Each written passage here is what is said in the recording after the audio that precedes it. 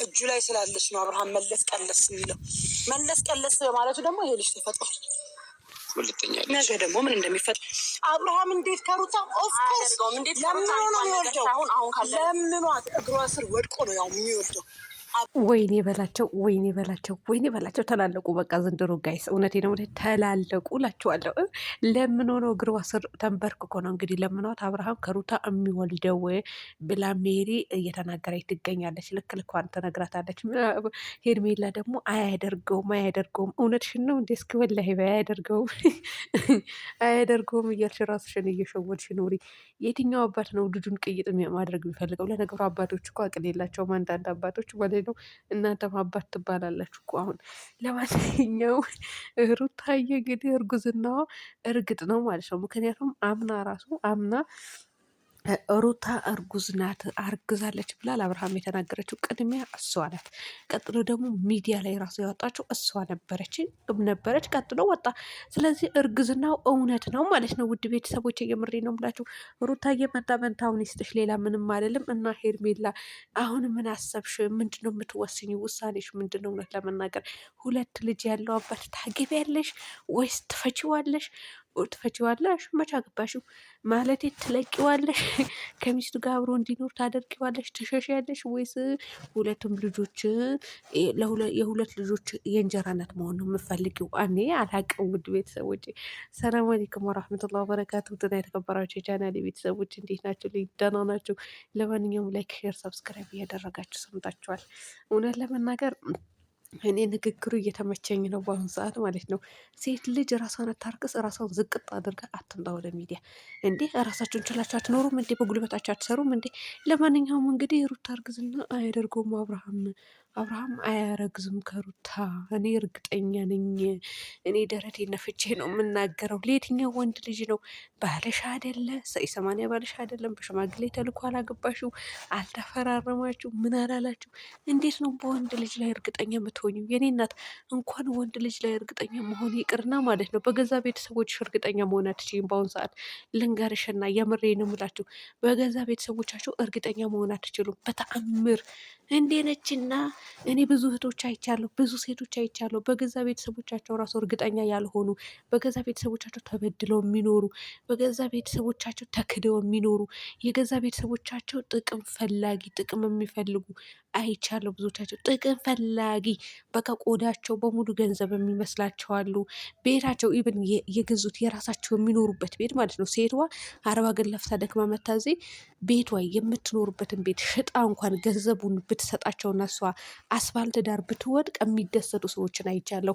እንኳን አንቺ በወንድ ልጅ እርግጠኛ ልትሆኚ ይቅርና እናት አባት የተባሉ እህት ወንድም የተባሉትን ከሃዲ የሆኑበትን ሰዎችን አይቻለሁ ማለት ነው። እኔ ከመጣሁ ስንት ነገር አያውኝ። ወይ እንዴት እንደሚያስመርራችሁ ውድ ቤተሰቦች እንደዚህ አይነት ሰው ስታዩ ማለት ነው። እና ሄርሜላ እኔ እርግጠኛ ነኝ ደረቴን ነፍቼ እከራከራለሁ አትበይም። መከራከር አትችይም ማለት የመናገርም አትችይም። እኔ አልጠይቀውም። ከዚህ በፊት ራሱ ህይወቱ ግማሽ ህይወቱ ጭቅጭቅ ነበረ። አንዴ ጥፊ እየቀመሰ ነበር። ምን አገባሽ? ሚስቱ እኮ ናት የመታችው። ምን አገባሽ? የልጁ እናት እኮ ነበረች በጥፊ እየጠፈጠፈችው የነበረው። ሲቀጥል ደግሞ እኮ ተስማምተው እኮ ነው እየጠፈጠፈችው የነበረው። ልንገርሽና ማለት ነው ለድራማ ተመካክረው ሲሰሩ በጥፊ እየደረገመችው ነበረ። ደርግሚ ሲላት ነበረ። አንቺ እንደዚህ ያደርገሽ ነይ ሲላት ነበረ። አንቺ ፍቅር ጥያቄ ነይ ጠይቀሽ ነይ ሲላት ነበረ። መናቅ መሰለሽ እንደኛ ጅል አንፎ። እውነቴ ነው የምላችሁ ቤተሰብ፣ እኔ ጠፍጥፊኝ በጥፊ ብሏት ነበረ ስጠፈጥፈው የነበረው እንጂ የትኛውም ሴት በባልዋ ላይ እጅ አታነሳም። ልንገራችሁና ማለት ነው። አሁን ሄርሜላ ለተናገረችው ነገር ደግሞ መልስ የምሰጠው የትኛውም ሴት ልጅ በባልዋ ላይ እጇን አታነሳም። ስለዚህ ሩታ እጅ ያነሳች ለምንድን ነው? አብርሃምና ሩታ ተስማምተው ነው። ጠፍጥፊኝ እንዴ በይኝ ብሏት ነው እየጠፈጠፈች የነበረችው እንጂ ሴት ልጅ ይሄንን አክል እንትን ብላ በባልዋ እጇን አነሳች። ሬ እውነትሽን ነው። እና ለማንኛውም አንቺ አሁን መላሽ ምንድን ነው ነው ጥያቄ። እውነት ሁለት ልጅ ያለው አባት ታገቢያለሽ ወይስ ተይዋለሽ? ግራ ተጋብታለች። ጩማ ጭንቅ ይላል ጉራጌ። እውነቴ ነው ብላችሁ ቤተሰብ እንዴ ነችና፣ ኧረ ውጪ። አብርሃም ደግሞ ልጁን ወዶ ነው የሚወልደው እንጂ እንትን ብሎ አይደለም። ሲቀጥል ወይኔ ብላቸው እናንተ ሙጉን ነው ባላ። አሁን የት እንሄድላቸው ነው? የት እንሄድላቸው እነዚህ ሰዎች ማለት ነው። በግራ ስንል በቀኝ፣ በቀኝ ስንል በግራ። ባልተቋጨ ጉዳይ ማንግብ ያለሽ ሄርሜላ ማለት ነው። የምር ባልተቋጨ ጉዳይ፣ ባልጨረሱት ጉዳይ ባልና ሚስት የት ደረጃ እንደደረሱ ደግሞ ከተፋቱ ከተጣሉ ቆይቷል። አመት ሊሆን ነው አለች። እነሱማ ከአመት በለጣቸው እኮ። ልዑሌ ከተረገዘ በሶስት ወር ነው በአራተኛው ወር እኮ ነው ድራማ የተጀመረው። እና የዛኔ እኮ ነው የተጣሉት። ታዲያ አብርሃም ለምን መጣ? ለምን እየተመላለሰ ነበረ? ሩታን ለምን ሲለምናት ነበረ? ይሄንን አክል አብርሃም ሲለምንሽ እምቢ ብለሽ አሁን ትለምኝዋለሽ? አብርሃም እንደዚህ ሲልሽ ምናምን ትላላችሁ በጎቹ ደግሞ ማለት እናተ ጉንፋን አልፋታም ብሎኛል። ለማንኛውም ከያዘኝ ስንት ሳምንት አለፈኝ እኮ ግን አልፋታም ብሎኛል። እንዴት ልስቅ ስል ያስለኛል።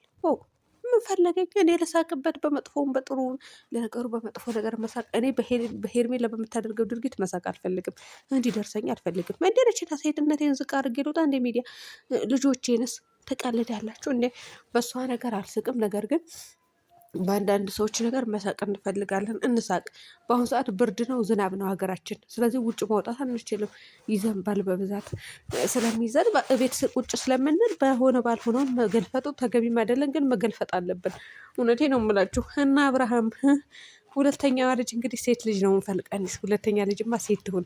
የመጀመሪያው ወንድ ከሆነ ሁለተኛው ሴት ሲሆን ነው የሚያምረው። እና እንጠብቃለን ማለት ነው። አለቀ።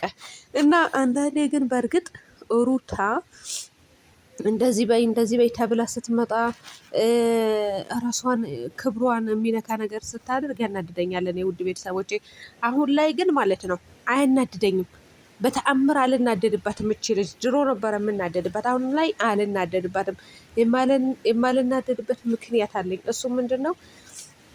ብዙዎቻቸው ሴቶቹ ሄርሜላ ተመልከቱ እንግዲህ ሄርሜላ ክብሯን ዝቅ አድርጋ ባለትዳር ወንድ ላይ ተንጠልጥላ ሳመኝ እስከ ማለት ደርሳ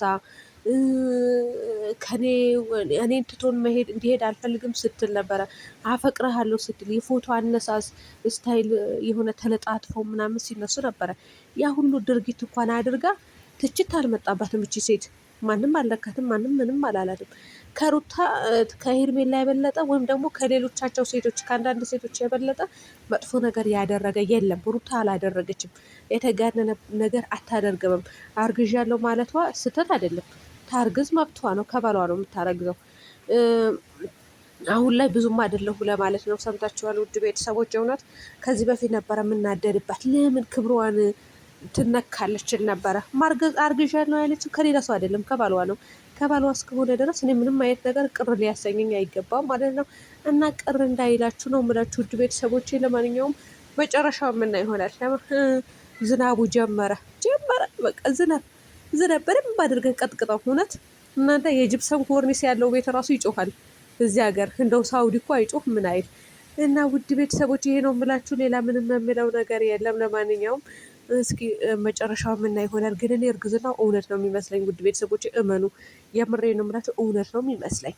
እና በያላችሁበት ሰላም ሁኑልኝ ጋይስ።